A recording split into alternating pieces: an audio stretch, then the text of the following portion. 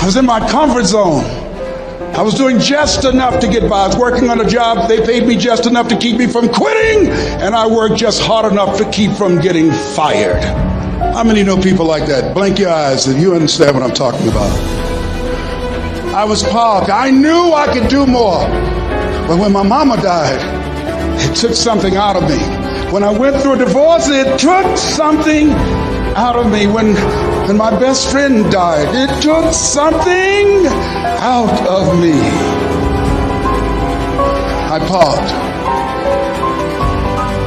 And somebody said that life is like an onion. You have to peel it one layer at a time.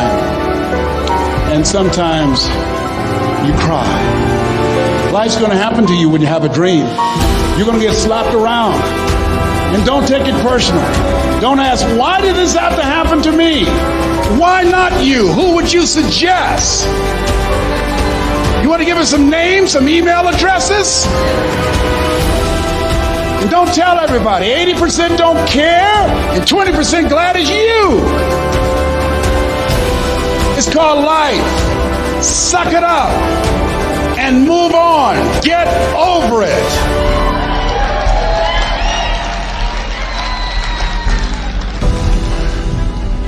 It happens to everybody. Here's the other thing: as you look at your goals and look at your dreams, when you're going through some stuff, repeat out to me, please. When things go wrong, don't go with them. Yes, write that down. When things go wrong, don't go with them. When you're working on a business deal, you're counting on some money. Someone said you will get the loan, and it falls through. You have an event, and the people that you thought would be there and support you, they don't come through. Or someone turns against you, or you get ripped off. It's going to happen to you. Happened to me. Someone stole all my products. My database, over 180,000 names and addresses. It's not personal. It's going to happen to everybody. It does. 8 out of 10 millionaires have been financially bankrupt. Walt Disney had 7. He filed bankruptcy 7 times and had 2 nervous breakdowns. It's called life. But I got a saying: when life knocks you down, try and land on your back, because if you can look up, you can get up. You've got the power in you to do that. You've got something special. You've got comeback power. Here's the other thing. Let us say together, it's possible. It's necessary. It's me. Yes, write that down. It's me. Take ownership for your life. Nobody can live your dream for you but you. Nobody's going to take care of your business like you. Stop coming up with excuses. Don't give yourself permission to continue to live a small life. You can't fit a big dream into a small life. Give yourself permission to go for it, to test yourself, to challenge yourself, to live full. I like the saying, always strive to get on top in life, because it's the bottom that's overcrowded. The reason you're here is because there's something in you that says, I can do more.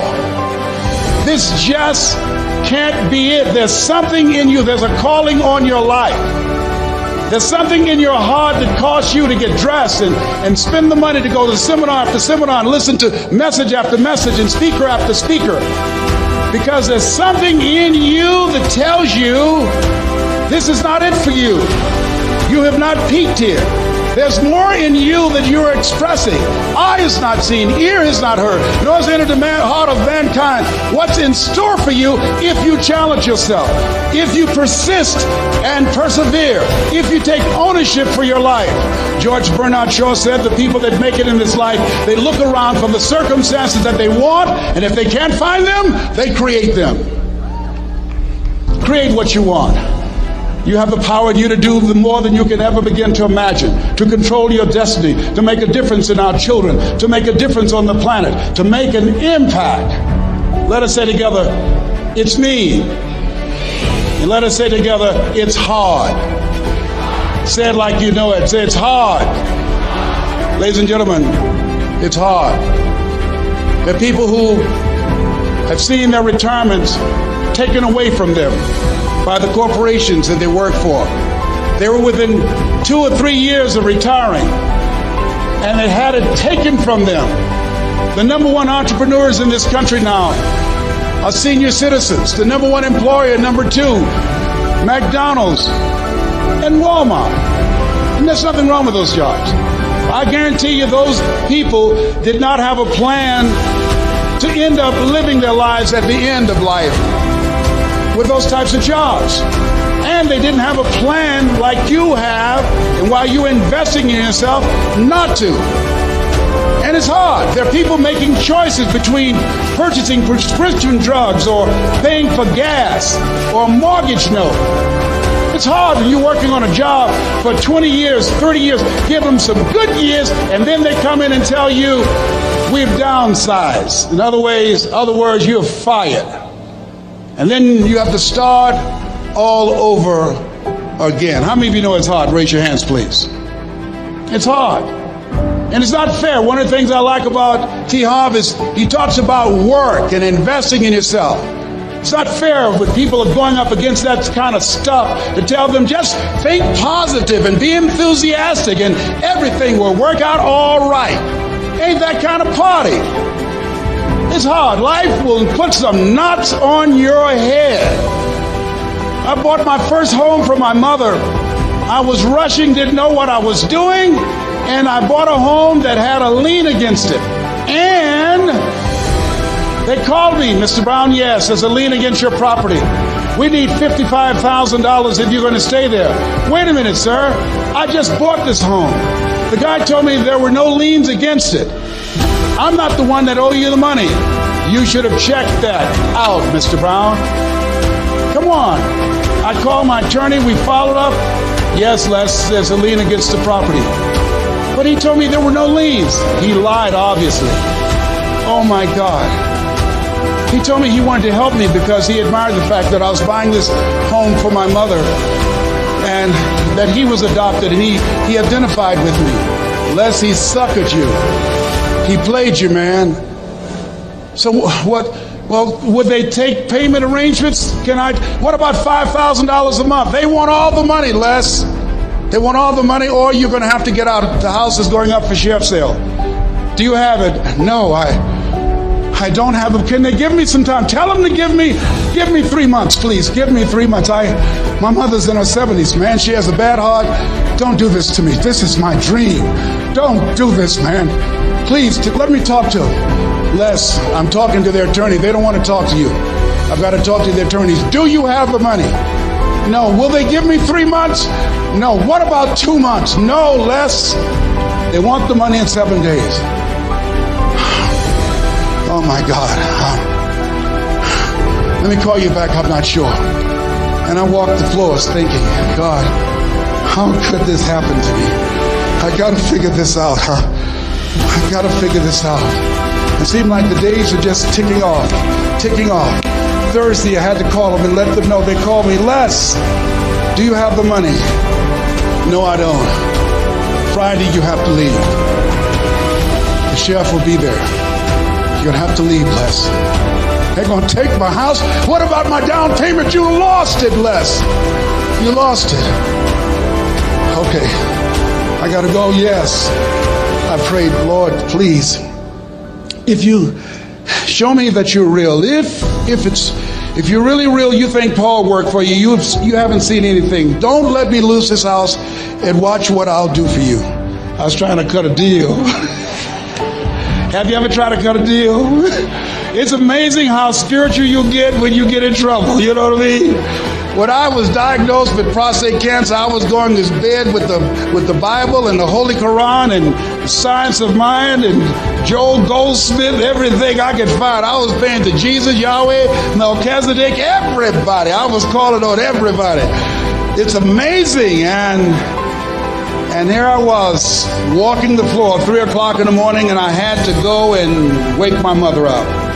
I got on my knees and I said, Mama, I need you to wake up. She said, what's wrong, Leslie? I can hear you walking back and forth. I'm not asleep, son. I said, there's something I need to tell you.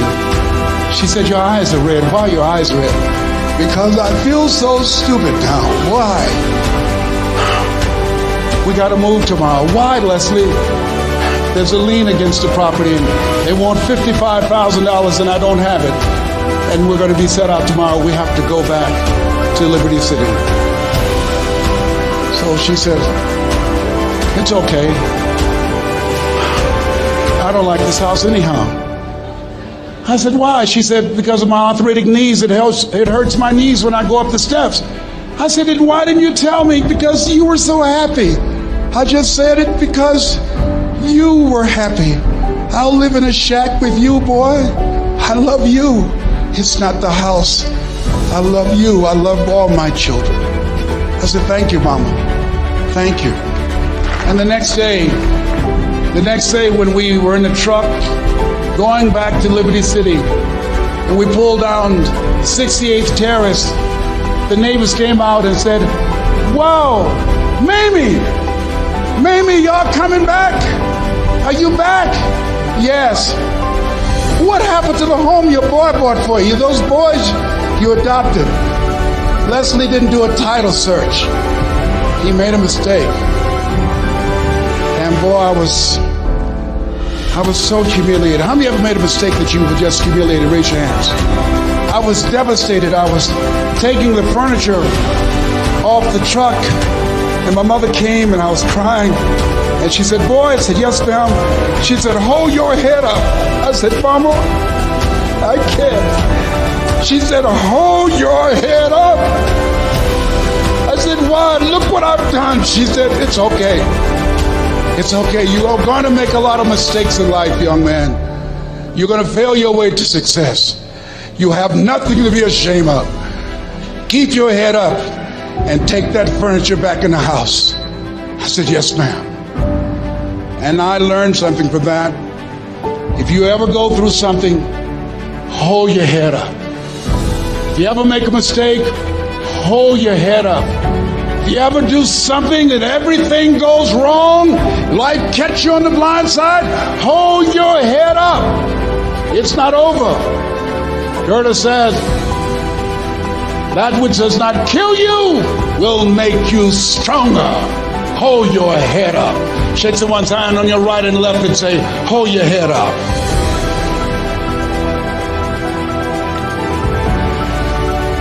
Here's something else, ladies and gentlemen. Repeat after me, please. You got to be hungry. Everybody together, you got to be hungry. I'll never forget Mr. Washington said, Mr. Brown, yes, sir. What do you want to do with your life, young man? I said, sir, I want to be a disc jockey. He said, Mr. Brown? I said, yes, sir. He said, you got to be hungry. I said, what do you mean by that? He said, people that are hungry are willing to do the things today others won't do in order to have the things tomorrow others won't have. People that are hungry are willing to invest in themselves. People that are hungry will go to seminars and workshops. People that are hungry are always searching, always seeking higher ground. So how do you want to make it? I said, I want to be a disc jockey. He says, good. Here's what to do. He said, I want you to read 10 to 15 pages of something positive every day. He said, you don't get in life what you want, you get in life what you are. You must program yourself to success. He said, I want you to listen to Earl Nightingale and Zig Ziglar. Listen, faith comes by hearing and hearing and hearing. He said, I want you to change your relationships, and I don't want you to ever lose your hunger. I said, what do you mean by that? He said, people that are hungry are unstoppable. People that are hungry are no matter what people. They make it happen no matter what. He said, I want you to listen to Paul Harvey. Who is he? He's the world's greatest communicator. Success leaves clues, young man. Always listen and follow people who are doing what it is you want to do at the level you want to do it, and learn from them. I told T. Hobb when we were standing by the stage, I said, hey man, I want to work more with you. I want you to coach me. I want to learn from you. See, I found you're never too old to learn, and you're never too young to teach. Always have a thirst for learning. So I listened to Paul Harvey every day on the radio. While in school, I would go out and listen in his car. He gave me his keys. I was working to develop myself. And I continued to listen to motivational messages, and he would take me to see the late Dr. Norman Vincent Peale, who wrote the book, The Power of Positive Thinking. I toured with him before he passed. You You have something special. You have greatness within you. Don't allow your circumstances to determine who you are. Don't allow your negative thoughts to hold you back. You have something special. You can do more than you can ever begin to imagine. Dr. Peel was an incredible man. I admired him. When he spoke, he gave me goosebumps. I can feel him in my heart. And I never forget, we were coming back to the school, and Mr. Washington said, Mr. Brown, yes, sir. When Dr. Peel spoke, you didn't move. When he spoke, you were hanging on every word. When he spoke, we didn't have to tell you to sit down and be quiet. Why? I said, sir, I could feel him when he talked. I felt like he was talking to me, sir. He said, he was. I said, but he doesn't know me, but he was speaking to you. Did you feel him in your heart? I said, yes, sir. He said, most people feel him in their head. If you felt him in your heart, he said, listen to him, sir. Follow him, learn from him. And I would go to seminars and workshops. Anywhere I would find where Dr. Peel was, I would be in the audience. I would drive 200 and 300 miles just to hear him speak. And my dream and vision was to share the stage with him. I thought about it. What is your goal? What is your vision? I want you to hold it in mind. There's some power in that. Because when I became involved in speaking, I never forget, I got a call from Og Mandino, who wrote the book, The Greatest Salesman in the World. He said, Les, I'm stuck in Philadelphia. I need to be in Kankakee. Dr. Norman Vincent Peale is appearing. I can't make it. I heard you're in Chicago. I said, yes, I am. Can you go and open for me? I said, yes, man. Oh, my God. Dr. Peale, I said, yes, I'd love to do it. And I went there and I came. I said, hi, I'm Les Brown. He said, you're not the band of renown? I said, no, I'm Mrs. Mamie Brown's baby boy. I'm here to speak. He said, come backstage. And his wife, Martha, was there. And she said, Papa, Les Brown is here, the speaker. And he said, Les Brown, shoot for the moon. Because even if you miss your land among the stars, I said, sir, that's my goal. I wrote you when I was in the 11th grade. I was a part of a special education class project. That's my quote. He said, I know. I end all my speeches with that quote. And Dr. Peel had a great sense of humor. The young man was backstage, and I had so many questions to ask him, and my mind froze up, and the young guy said, Dr. Peel, how old are you? And he was up in age. He said, Sonny, I'm 92. The young man looked at him and said, I don't know if I want to live to get 92. He said, that's because you've never been 91. So I did the things that Mr. Washington suggested. I listened to motivational tapes on a regular basis. I would go to seminars and workshops whenever Zig Ziglar and Dr. Dennis Wigley and Jim Rohn would come to town. And I said, sir, what do you want me to do now? He said, Mr. Brown, I've given you everything that I can give you. He said, develop your mind, put your money where your mouth is, continue to learn how to be an effective communicator, because once you open your mouth, you tell the world who you are. And always surround yourself with OQP, only quality people. So I went to apply for a job on Miami Beach. WMBM radio station. Milton Butterball Smith was the program director. Hello, Mr. Butterball. How are you, sir? My name is Les Brown, sir. I'd like to be a disc jockey. He said, young man, you have any journalism in your background? I said, no, sir, I don't. You have any experience in broadcasting? I said, no, sir, but I practice all the time, sir. Let me audition for you, sir. Let me show you how good I am. All I need is a shot, sir. He says, no, we don't have any job for you. How many ever been rejected? Raise your hands, please. I was devastated. I went back and I told Mr. Washington, I said, Mr. Washington, they said no. He said, don't take it personally. Most people are so negative, they have to say no 7 times before they say yes. He said, you got to be hungry. Know your vitamin. Go back again. I said, yes, sir. Hello, Mr. Butterball. How are you, sir? My name is Les Brown, sir. I like to be a disc jockey. Young man, weren't you here yesterday? Yes, sir, I was. Didn't I tell you no yesterday? Yes, sir, you did. Then why are you back today?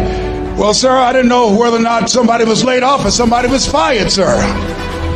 Nobody was laid off or fired. Now, get on out of here. I came back the next day. Hello, Mr. Butterball. How are you, sir? My name is Les Brown, sir. I like to be a disc jockey. I know what your name is. Weren't you here the last 2 days? Yes, sir, I was. Didn't I tell you no the last 2 days? Yes, sir, you did. Why are you back? Well, sir, I didn't know whether or not someone got sick or someone died, sir.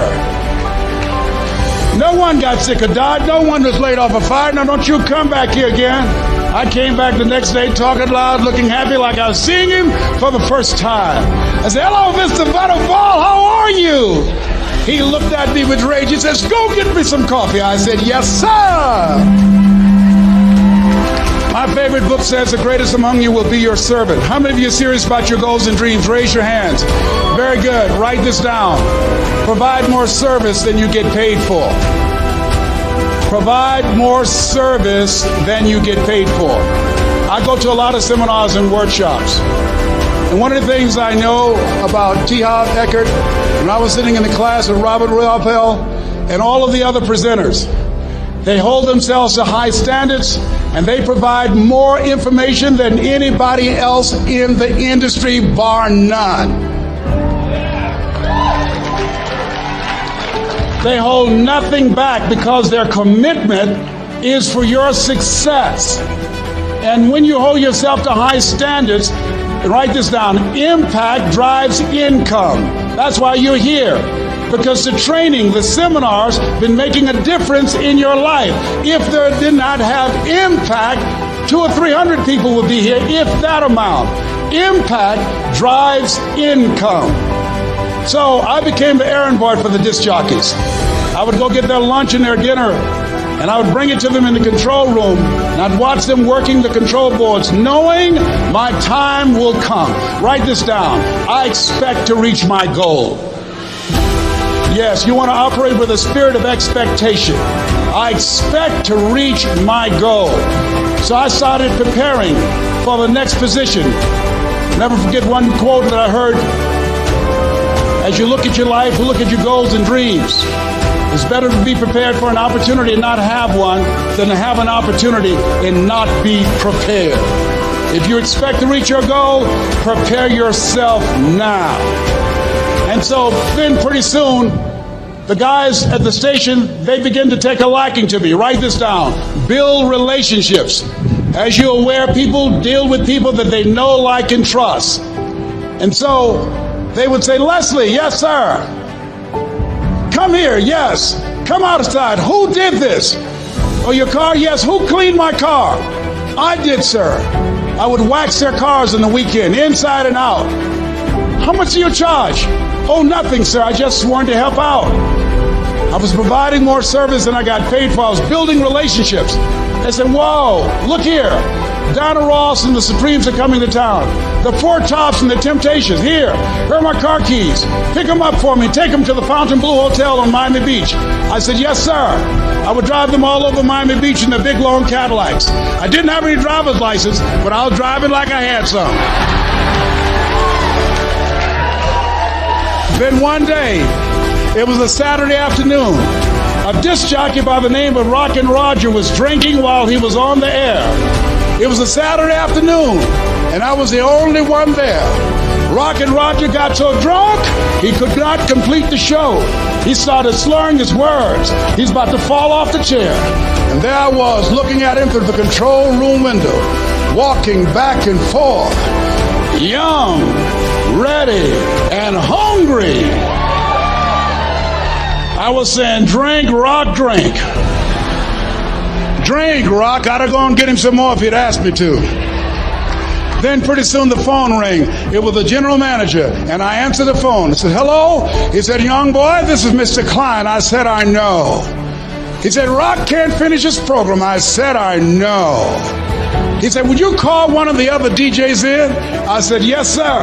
I said to myself, he must think I'm crazy. I called my mom and my girlfriend, Cassandra, and said, y'all come out on the front porch and turn up the radio. I'm about to come on the air.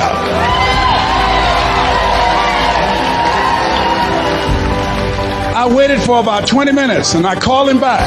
I said, Mr. Klein, I can't find nobody. He said, young boy, you know how to work the controls? I said, yes, sir. He said, go in there and segue the records, but don't say nothing here. I said, yes, sir. I couldn't wait to get old Rock out of the way. I put on a fast record. I said, look out, this is me, LV Triple P. Les Brown, your platter playing papa. There were none before me, and there will be none after me. Therefore, that makes me the one and only. Young and single, love Domingo, certified, bona fide, indubitably qualified to bring you satisfaction and a whole lot of action. Look out, baby, I'm your love man. I was hungry. I was hungry. Get old man a round of applause. I was hungry. I was hungry. You got to be hungry. Shake someone's hand on your right and left all around you and say, you got to be hungry. You got to be hungry. To get those dreams out of your head and step into your greatness, you got to be hungry. To get those ideas, that talent, that gift out of your system, you got to be hungry. To get up off the canvas of life and understand what Willie Jolly meant, that a setback is a setup for a comeback, you got to be hungry. People that are hungry are willing to do the things today others won't do in order to have the things tomorrow others won't have. How many of you got value out of what you've heard thus far? Raise your hands, please. Very good. I'd like to leave this with you. I don't know what your goals are. I don't know what you want to do. Here's what I know about you. You have greatness within you. Here's what I know about you. I can help you to live full and to die empty. I can show you what I've learned. If anybody told me that I would be doing what I'm doing now, I leave here today, I go to New Orleans and speak there, then I'll be flown to Barcelona. If anybody told me, given my circumstances, born in an abandoned building on a poor section of Miami, Florida, called Liberty City, if both my birth parents stood up and said, hello, son, I would not know either one. Being labeled educable, mentally retarded, put back from the 5th grade to the 4th grade, failed again when I was in the 8th grade, no college training. Anybody told me the principles that I would teach you, that they would have the impact that it has had on my life. This Les Brown that you see, I did not know he existed. And I tell you that you have greatness within you. You have the ability to do more than you can ever begin to imagine. Come into the room with me, and I guarantee your life will never be the same again.